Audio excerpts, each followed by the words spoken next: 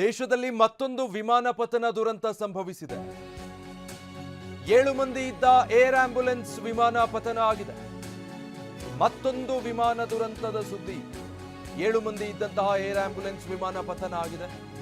Air ambulance ನಲ್ಲಿದ್ದ 7 ಜನರು ಕೂಡ ಮೃತಪಟ್ಟಿರುವ ಮಾಹಿತಿ ಲಭ್ಯ ಆಗ್ತಾ ಇದೆ. ಜಾರ್ಖಂಡ್ನ ರಾಂಚಿಯಲ್ಲಿ ಏರ್ ಆಂಬ್ಯುಲೆನ್ಸ್ ಪತನ ಆಗಿದೆ. ರಾಂಚಿಯಿಂದ ದೆಹಲಿಗೆ ತೆರಳುತ್ತಾ ಇದ್ದಂತಹ ಏರ್ ಆಂಬ್ಯುಲೆನ್ಸ್ ಇದು. ಟೇಕ್ ಆಫ್ ಆದ ಸ್ವಲ್ಪ ಹೊತ್ತಲ್ಲೇ ಏರ್ ಆಂಬ್ಯುಲೆನ್ಸ್ ಪತನ ಆಗಿದೆ. ರಾಂಚಿಯಿಂದ ದೆಹಲಿಗೆ ತೆರಳುತ್ತಾ ಇದ್ದಂತಹ ಏರ್ ಆಂಬ್ಯುಲೆನ್ಸ್ ಇದು.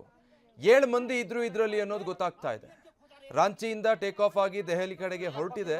ಬಟ್ ಸ್ವಲ್ಪ ಸಮಯದಲ್ಲೇ ಅದು ಪತನಗೊಂಡಿದೆ. ಟೇಕ್ ಆಫ್ ಆದ ಸ್ವಲ್ಪ ಹೊತ್ತಿಗೆನೆ ಏರ್ ಆಂಬ್ಯುಲೆನ್ಸ್ ಪತನ ಆಗಿದೆ.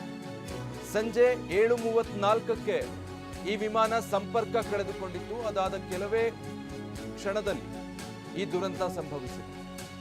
ಏರ್ ಆಂಬ್ಯುಲೆನ್ಸ್ ನಲ್ಲಿ 7 ಜನ ಇದ್ರು. 7 ಜನರು ಕೂಡ ದುರ್ಮರಣ ಹೊಂದಿದ್ದಾರೆ. ಮೇಲಿಂದ ಮೇಲೆ ಆಗ್ತಾ ಇರುವಂತಹ ವಿಮಾನ ದುರಂತಗಳು ಬಹಳ ಆತಂಕವನ್ನು ಉಂಟು ಮಾಡ್ತಾ ಇದೆ. ಅಜಿತ್ ಪವಾರ್ ಅವರ ದುರ್ಮರಣದ ನಂತರ ಈಗ ಮತ್ತೊಂದು ವಿಮಾನ ದುರಂತದ ಪ್ರಕರಣ. ಡೀಟೇಲ್ಸ್ ಕೊಡ್ತಾರೆ ನಮ್ಮ ಪ್ರತಿನಿಧಿ ಮಹೇಶ್. ಮೇಲಿಂದ ಮೇಲೆ ವಿಮಾನ ದುರಂತ ಪ್ರಕರಣಗಳು ನೋಡ್ತಾ ಇದ್ದೀವಿ. ಈಗ ರಾಂಚಿಯಿಂದ ದೆಹಲಿಗೆ ಹೊರಡ್ತಾ ಇದ್ದ ಏರ್ ಆಂಬ್ಯುಲೆನ್ಸ್, ಈ ದುರಂತದ ಬಗ್ಗೆ ಏನೆಲ್ಲ ಗೊತ್ತಾಗ್ತಾ ಇದೆ? ಖಂಡಿತ ವಿಜಯ್, ಇತ್ತೀಚೆಗೆ ಒಂದು ಘಟನೆಗಳು ಹೆಚ್ಚಾಗ್ತಿದೆ ಅಂತ ಹೇಳ್ಬೋದು. ಸದ್ಯ 7 ಜನರನ್ನ ಹೊತ್ತು ದೆಹಲಿಗೆ ತೆರಳುತ್ತಿದ್ದಂತ ಏನು ಏರ್ ಆಂಬ್ಯುಲೆನ್ಸ್ ಅಪಘಾತ ಆಗಿದೆ ಅನ್ನೋದು ಕೂಡ ಗೊತ್ತಾಗ್ತಾ ಇರುವಂತದ್ದು. ರಾಂಚಿ ಬಳಿ ಒಂದು ಘಟನೆ ನಡೆದಿದೆ. ರಾಂಚಿ ವಿಮಾನ ನಿಲ್ದಾಣದಿಂದ ಟೇಕ್ ಆಫ್ ಆದಂತಹ ಸ್ವಲ್ಪ ಸಮಯದ ಬಳಿಕ ಒಂದು ಘಟನೆ ನಡೆದಿರುವಂತದ್ದು. ವಿಮಾನ ಏಕಾಏಕಿ ರಾಡಾರ್ ನಿಂದ ಕಣ್ಮರೆಯಾಗಿದೆ ಅನ್ನೋದು ಕೂಡ ಗೊತ್ತಾಗ್ತಾ ಇದೆ. ಅಂದ್ರೆ ಸಂಪರ್ಕ ಸಾಧಿಸೋದಕ್ಕೂ ಕೂಡ ಆಗಿಲ್ಲ ಅನ್ನೋದಂಥದ್ದು ಕೂಡ ಗೊತ್ತಾಗ್ತಾ ಇದೆ. ಅಂದ್ರೆ ಈಗ ಸದ್ಯ ರಾಂಚಿ ವಿಮಾನ ನಿಲ್ದಾಣದ ಏನು ಒಂದು ಮೂಲಗಳ ಪ್ರಕಾರ ಆರಂಭದಲ್ಲಿ ಏನು ನಿಯಂತ್ರಣ ಕೂಡ ಇತ್ತು ಅಂತ ಹೇಳ್ಬೋದು, ಮತ್ತೆ ಸಂಪರ್ಕ ಕೂಡ ಸಾಧಿಸುತ್ತದೆ.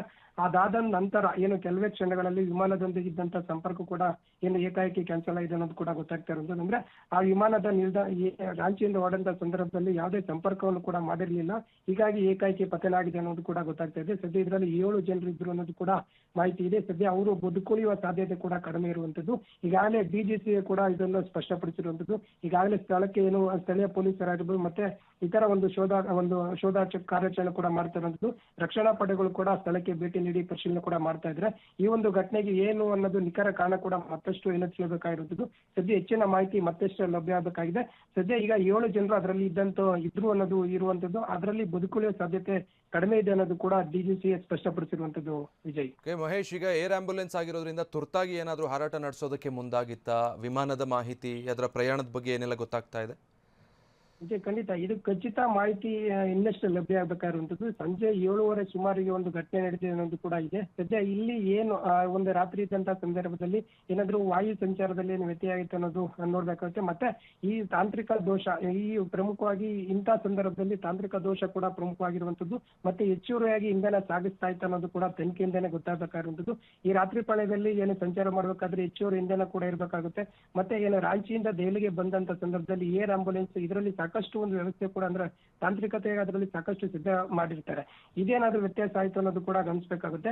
ಈ ಎಲ್ಲಾ ಕೂಡ ಡಿಜಿಸಿಯ ತನಿಖೆ ಕೂಡ ಮಾಡ್ತಾರೆ. ತನಿಖೆಯಿಂದನೇ ಏನು ಇದಕ್ಕೆ ನಿಖರ ಕಾರಣ ಏನಾಗುತ್ತೆ ಅನ್ನೋದು ಗೊತ್ತಾಗ್ತಾ ಇದೆ. ಅಂದ್ರೆ ಆರಂಭದಲ್ಲಿ ಈ ಒಂದು ಸಂಪರ್ಕ ನಿರಂತರವಾಗಿತ್ತು ಅನ್ನೋದು ಕೂಡ ಇರುವಂತದ್ದು. ಅದಾದ ನಂತರ ಏಕಾಏಕಿ ಯಾಕೆ ಸಂಪರ್ಕ ಕಳೆದುಕೊಂಡು ಮತ್ತೆ ಈ ರಾಡಾರ್ ನಿಂದ ಯಾಕೆ ಕಣ್ಮರೆ ಆಗಿತ್ತು ಅನ್ನೋದು ಕೂಡ ಇನ್ನ ಮಾಹಿತಿ ಲಭ್ಯ ಆಗಬೇಕಾಗಿರುವಂತದ್ದು. ಈಗಾಗಲೇ ಸ್ಥಳಕ್ಕೆ ತನಿಖಾ ತಂಡಗಳು ಕೂಡ ಭೇಟಿ ನೀಡಿ ಪರಿಶೀಲನೆ ಮಾಡ್ತಾ ಇದ್ದಾರೆ. Vijay, thank you Mahesh.